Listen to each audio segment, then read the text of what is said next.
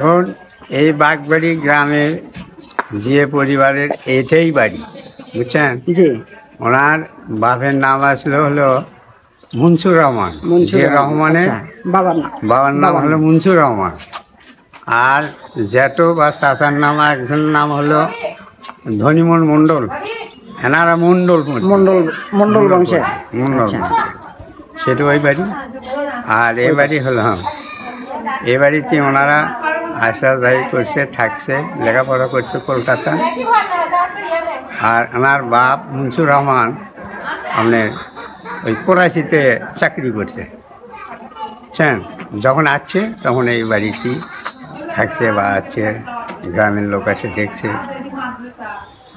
আর হলো জেরম সাহেব যখন আসছে তখন আমার পূর্বে এক বাড়ি কেয়ারটেকার আছিল, বয়স্ক 115 বছর বয়স।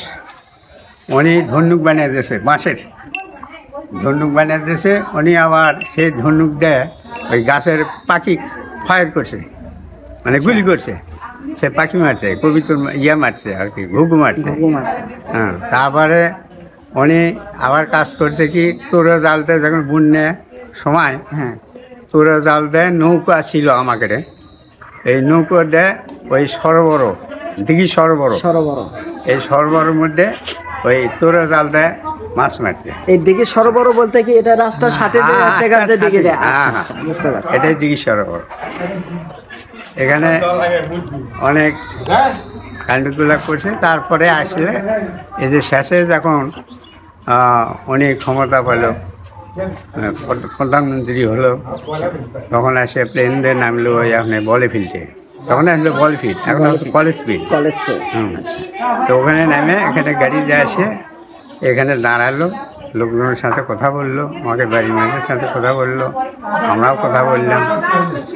সে বললো যে তোমরা এক কাজ করো, তোমরা গাছ লাগাও, তোমরা গাছ লাগাও, মাছের খামার করো, গরুর খামার করো, মুরগির খামার করো, এগুলোতে খুব উন্নতি আছে।